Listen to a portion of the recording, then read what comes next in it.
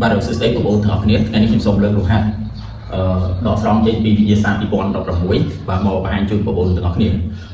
លំហាត់នេះគឺជាប្រភេទលំហាត់វេយ្យាករណ៍ពាក់ព័ន្ធជាមួយនឹងមេរៀនការទាំងពីរមុននឹងយើងធ្វើលំហាត់មេរៀនការទាំងពីរនេះខ្ញុំសូមបងប្អូនមើលពីរបៀបធ្វើលំហាត់ការទាំងពីរគឺយើងត្រូវ follow គ្រប់ទៅតាមគោលការណ៍វាចំនួន4បាទគេថា how to do 10 exercise អញ្ចឹងដើម្បីធ្វើលំហាត់ការទាំងពីរបានគឺយើងដើរទៅតាម4ជំហាននេះដើម្បីងាយស្រួលសម្រាប់ក្នុងការធ្វើលំហាត់នីមួយៗទី1គេថា check sentence បាទយើងត្រួតពិនិត្យទៅលើប្រយោគហ្នឹងគឺយើងរក past present ឬក៏ future របៀបទី2 check form គឺយើង check ទម្រង់ចម្លើយវាហ្នឹងគឺថាវាជា active ឬក៏ passive ទី3 check definition យើងត្រួតពិនិត្យទៅលើនិយមន័យទី4 check meaning គឺយើងត្រួតពិនិត្យទៅលើអត្ថន័យរបស់វាអញ្ចឹងសូមបងប្អូនទាំងអស់គ្នាមកមើលវិញ្ញាសាលំហាត់យើងទាំងអស់គ្នាបាទតាមរបៀបនៃការធ្វើលំហាត់ការទាំងពីររបស់យើងគឺទី1គេឲ្យ check ទៅលើ sentence នេះគឺ check ទៅលើប្រធានរបស់យើងនេះរកវាថាវាជា present tense ឬ future អញ្ចឹងប្រធានគេឲ្យមកថា this problem by this driver avoid last night អញ្ចឹងយើងត្រួតពិនិត្យទៅលើប្រធានរបស់យើងតើវាជា past present ឬ future ដោយសារយើងឃើញមានពាក្យ last night គឺបកប្រែថាកាលពីយប់មិញអញ្ចឹងវាបញ្ជាក់ថាវាជា past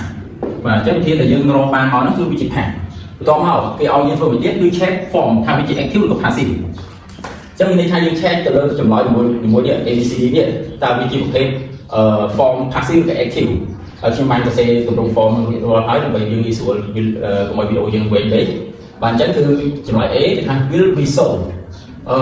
ដោយសារយើងដឹងថាពាក្យ sold verb ជា verb តុងទី1វា sold ពេលតុងទី2របស់វាគឺ sold មានអក្សរ T អញ្ចឹងតុងទី2តែពេលតុងទី3របស់វាគឺដូចជាមួយនឹងទី2ដែរតោះមកយើងមើលចម្លើយ A តែ A will be sold អញ្ចឹងយើងបានតម្រង់ដោយសារ program ជាធានអញ្ចឹងយើងបាន subject បូក will បូក be បូកឲ្យ verb 3យើងអាចបូក verb 2បានទេកន្លែងនេះថាជា verb 2ដោយសារពាក្យយកមានតម្រង់ will បូក be បូក verb 2មិនចេះទេអញ្ចឹងយើងបានតម្រង់នេះគឺគេឲ្យឈ្មោះថា future simple passive future simple passive ចម្លើយ B is sold យើងបានតម្រង់ subject បូក am is are បូកឲ្យ verb 3វាជាតម្រង់ present simple passive ចម្លើយ C was sold យើងបានតម្រង់ subject was verb បូកឲ្យ verb 3គឺតម្រង់ past simple passive រង passive passive ចម្លើយ D sold subject បូក verb to អញ្ចឹងយើងបាន passive part បាទបន្ទាប់ពីយើងបានកំណត់តម្រង់ចម្លើយមួយហើយអញ្ចឹងយើងទុកចម្លើយទាំងអស់ណាដែលវាមានថាវាជា past present ឬក៏ future យើងក៏ចោលអញ្ចឹងយើងបានចម្លើយ A will be sold វាជា future simple passive អញ្ចឹងវាពាក្យ future វាមិនមែនជា past អញ្ចឹងយើងលុបចម្លើយ A ចោលចម្លើយ B is sold វាជា present simple passive អញ្ចឹងយើងអត់ទុកទេ present យើងលុបវាចោល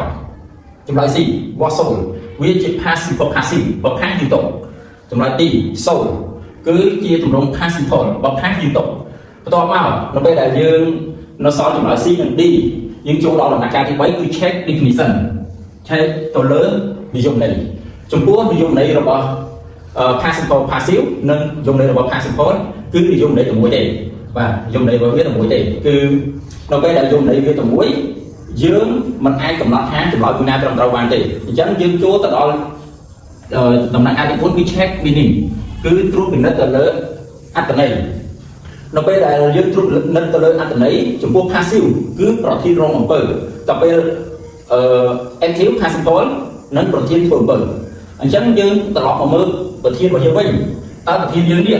វាជាអ្នកធ្វើអំពើទៅលើកិច្ចការសត្វឬក៏វាជាអ្នករងអំពើពីកិច្ចការសត្វthis problem យើងបកប្រែថាបញ្ហានេះអញ្ចឹងបញ្ហាវាអាចចេះដោះស្រាយខ្លួនឯងទេគឺអត់ទេមានន័យថាបញ្ហានេះត្រូវបានគេដោះស្រាយអញ្ចឹងចម្លើយដែលត្រឹមត្រូវគឺជាចម្លើយ C បាទចម្លើយដែលត្រឹមត្រូវអញ្ចឹងចម្លើយ B អត់ត្រឹមត្រូវទេដោយសារវាជាបាទប្រធានធ្វើអំពើ passive អញ្ចឹងវាជា active មិនអាចធ្វើអំពើបានទេទៀតអញ្ចឹងវារងអំពើដូច្នេះចម្លើយរបស់យើងគឺចម្លើយ C was sold past simple passive បាទចុងក្រោយខ្ញុំសូមអរគុណបងប្អូនទាំងអស់គ្នាបានតាមដានមើលវីដេអូនេះដល់ចប់ហើយខ្ញុំមាន homework មួយសម្រាប់បងប្អូនដើម្បីអនុវត្តបន្ថែមបាទសូមអរគុណ